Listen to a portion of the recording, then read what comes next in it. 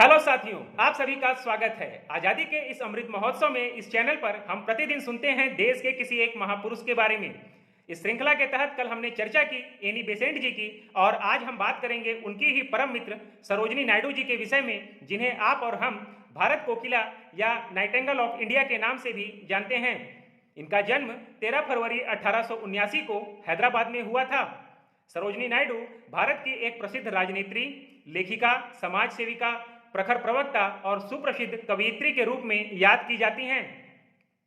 बचपन से ही कुशाग्र बुद्धि होने के कारण 12 वर्ष की उम्र में इन्होंने 12वीं की कक्षा उत्तीर्ण कर ली थी।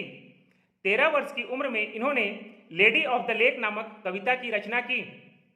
उच्च शिक्षा हेतु ये इंग्लैंड चली गईं और वहां अपनी पढ़ाई के साथ साथ कविता लेखन का कार्य भी जारी रखा। गोल्डन थ्रेशोल्ड इनकी पहली कविता संग्रह थी और फिर आगे चलकर बर्ड ऑफ द टाइम और ब्रोकन विंग जैसे कविता संग्रह की रचना करके इन्होंने स्वयं को एक सुप्रसिद्ध कवयित्री के रूप में स्थापित कर लिया।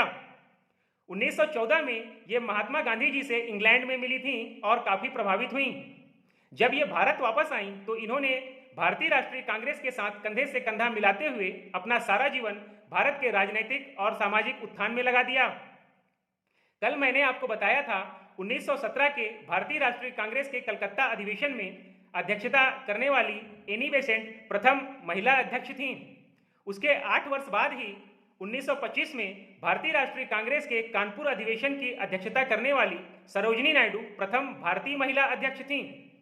1931 में ये महात्मा गांधी जी के साथ द्वितीय गोलमेज सम्मेलन के लिए इंग्लैंड भी गईं। उसके अगले ही वर्ष 1932 में भारत का प्रतिनिधि बनकर दक्षिण अफ्रीका भी गई थीं।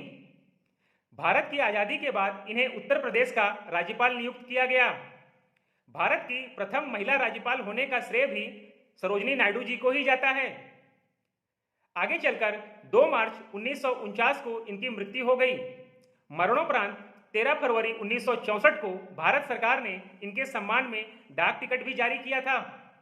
तो साथियों, आज हमने जाना भारत कोकिला सरोजिनी नायडू जी के विषय में। ये जानकारियां आपको कैसी लगी कमेंट सेक्शन में अवश्य बताइए। आप सभी का दिन शुभ हो। जय हिंद।